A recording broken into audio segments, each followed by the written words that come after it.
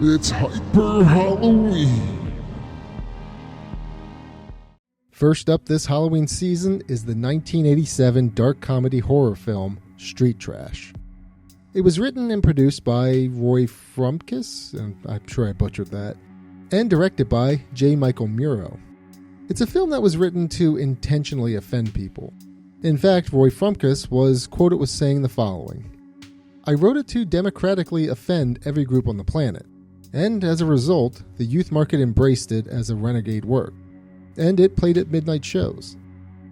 I mean, that's where I found a lot of the humor from this movie, the offensive nature of it. But okay, so the movie is offensive, but what's it about? The story revolves around two homeless brothers, Freddie and Kevin. They live in a local junkyard along with other vagrants, and are doing their best to get by. Finding food in order to survive is the least of their worries though, as they need to keep themselves safe from another, more vicious homeless man named Bronson. Bronson is a Vietnam veteran that has a very aggressive attitude. He hurts and kills a lot of people in the local area, both homeless and not homeless. In addition to a murdering psychopath, everyone needs to watch out for a new drink that hit the market. Okay, well, it isn't exactly a new drink per se, but there's a local shop that found a box of 60-plus-year-old alcohol called Tenafly Viper. Drinking Tenafly Viper causes some very severe side effects in people that consume it. Its side effects are body explosions and, very commonly, body melting. We actually get a lot of cool melt scenes out of this movie. The very first one is very graphic, where a guy melts down into a toilet bowl. It's so gross, but so awesome. So honestly, Street Trash is a little bit all over the place, but I'll try to go over the story the best I can. The movie begins with a literal bum rush between Freddie and a bunch of other people and homeless people. This just telegraphs the nature of the movie you're about to watch, and it's honestly shot very well. We see the junkyard and meet a clerk that helps run the place, Wendy. Wendy feels sorry for the homeless people that are living at the junkyard, so she helps most of them out when she can. This is especially true for Freddie's younger brother, Kevin. I don't know though, I don't feel too bad for Freddie and Kevin. They do have a sweet makeshift mansion made out of tires.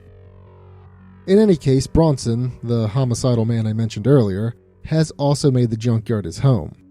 He made a literal throne and named himself king of said yard as well. He's followed by a homeless lady and several other homeless vets.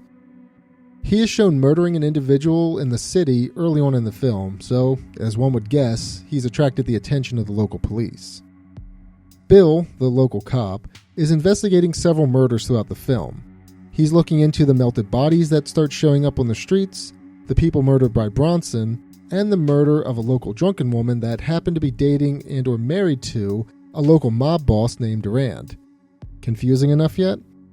Durand's girl, and I honestly don't remember if it was mentioned if it was his wife or his girlfriend. Either way, she was escorted back to the junkyard by Freddie after a night of drinking.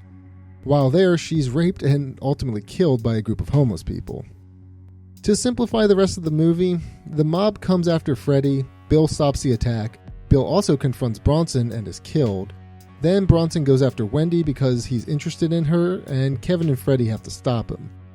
On top of all that, there are various melt scenes littered throughout the film. This is honestly just a very simplified summary, but let me get into some of my favorite scenes and interesting tidbits. Let me talk about Bronson for a minute. I mentioned Bronson was a Vietnam vet with homicidal tendencies, but I never mentioned his favorite killing tool. It's a shiv made from a human femur.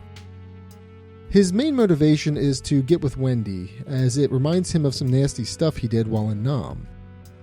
Bronson is also as vicious and uncaring as they come. There's a scene where he cuts off a guy's penis and then tosses it like it's nothing. This actually leads to a pretty funny scene, to me. It's a scene where all the homeless people in the junkyard just toss the man's severed junk around while the man who lost it runs after it.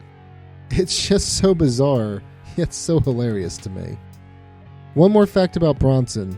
Vic Noto, the actor that played Bronson, didn't actually read the whole script, only his lines. And he acted the part how he felt fit what he read.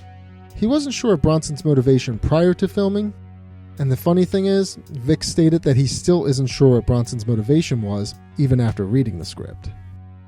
There are a ton of funny scenes littered throughout the film as well. A majority of the scenes don't feel like they add much to the overall film, but I feel like this film wouldn't be iconic without them. There's the scene of one of the homeless guys shoplifting, the bum rush that I had already mentioned, and the 100-yard penis toss that I also mentioned. The funniest scenes, though, have got to be the interactions between the mob boss Durand and the doorman that watched as his lady left with Freddy. They sit there and insult each other back and forth for what feels like forever, but I don't mean that as a negative. They work so well together, and the jokes they make when insulting one another is top-notch. Moving on to another subject, though, each death via Tenafly Viper is unique. As I mentioned previously, some people melt and others explode.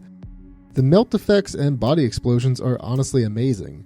They're done so well, I almost thought that they could pass as actually happening.